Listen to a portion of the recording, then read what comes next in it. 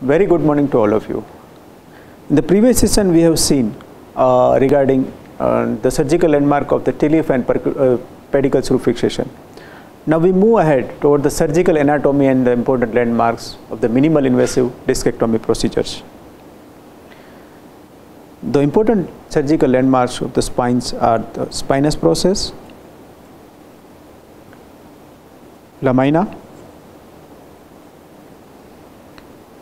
Here, this important point is a laminofasciate junction, superior laminofasciate junction. Here, the inferior laminofasciate junction. The facet joint is formed by the inferior articular process of the superior vertebra and the superior articular process of the inferior vertebra. Now, these two articular facets unite with a 45-degree angle with the sagittal plane. Now, this superior articular process is directed and faced towards the roof of the foramen and the canal. So, the superior articular process is always the culprit which compresses the root, and this is supposed to be decompressed here. But the inferior articular process is always act as a window to reach the target. Now, the line joining between the superior articular process and the inferior articular process, this part is known as the Parse interarticularis, and approximate width is 1 centimeter. Now, it is very important to understand the anatomy of the ligamentum flavum. It has a right and the left half, superficial as well as a deep part. So, superficial part is attached to the outer inferior margin of the superior lamina and outer superior margin of the inferior lamina. But the deep part attachment is extended to the 1/3 of the lower part of the upper lamina, and similarly upper 1/3 of the inner surface of the lower lamina. The deep part is also extended within the foramen. It's going across the foramina to form a subarticular part of the ligamentum flavum here, and this is very surgically important because this is normally a 3 millimeter part, but in case of hypertrophy it becomes 8 millimeter and it's about to decompress the root particularly. So, this subarticular part of the foramen, it merge here in the with the outer facet capsules of the facet joint. Now, coming to the standard laminectomy.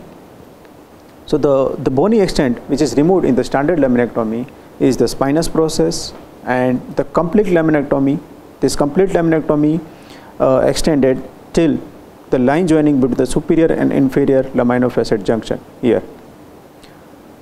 Now, in order to preserve all the midline spinous process and the interspinous ligament, it preserves the biomechanics of the spine, the minimal invasive discectomy become popularized, and this minimal invasive discectomy and the decompression procedure can be achieved by either the interlaminar window, or the foraminal window from here.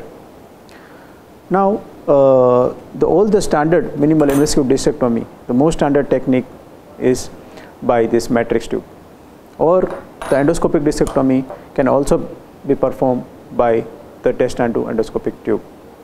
Now, suppose you are planning the L3-4 discectomy. So, here is the L3-4 disc space. Whether you do a tubular discectomy or the endoscopic discectomy, the docking point of the minimal invasive discectomy is exactly at the inferior half of the superior lamina. Inferior half of always the superior lamina, not inferior. So, ideal view should be the upper half should contain the inferior half of the superior lamina, the lower half contain the interlaminar space, and lateral part should contain the lateral margin of the inferior articular process. Now, the question is, why always superior? To understand that, the two surgical important landmark is very important, and that is superior and inferior laminofasciate junction here. Now, this superior laminofasciate junction is corresponding to the shoulder of the nerve root here, the shoulder of the nerve root exactly. So, the thumb rule is the decompression always should be achieved decompression should be achieved from the shoulder to the axilla, always from the downward, never from axilla to the shoulder. So here, to explain, I have already drilled this inferior articular process, and we can see here the shoulder of the nerve root is corresponding to the superior laminophyseal junction. In order to expose that, you have to drill the medial 1/3 of the superior inferior articular process here. Now, the other important landmark is the inferior laminophyseal junction here. Now, why it is important? Because there is also this corresponding to the this corresponding to the traversing nerve root where it enter into the foramen. Exactly this point where you have a excessive compression from the superior articular process osteophytes.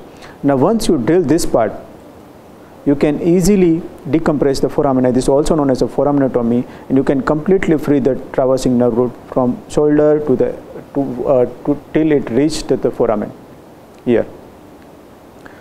Now, suppose if patient have a bilateral compression of the nerve root, it can be easily decompressed with the ipsilateral side. You just have to drill the 3 mm of the base of the spinous process. Already I have drilled, and you can see here that from here you can easily decompress the contralateral foramina from here. This is known as over the top decompression.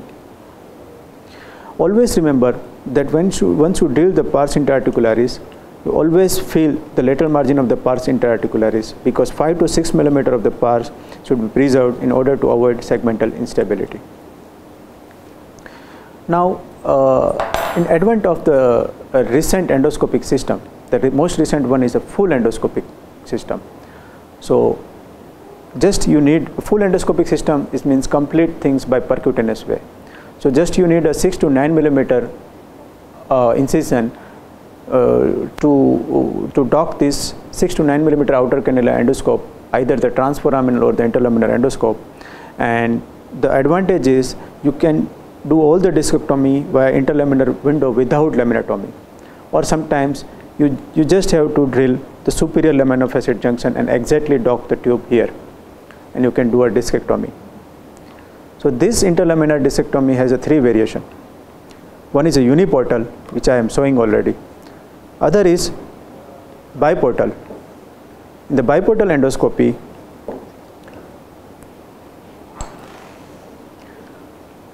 here from the one port, one incision, you can introduce the endoscope, and the another port you can introduce the working channel of instrument, but exact docking point is the superior laminophyseal junction.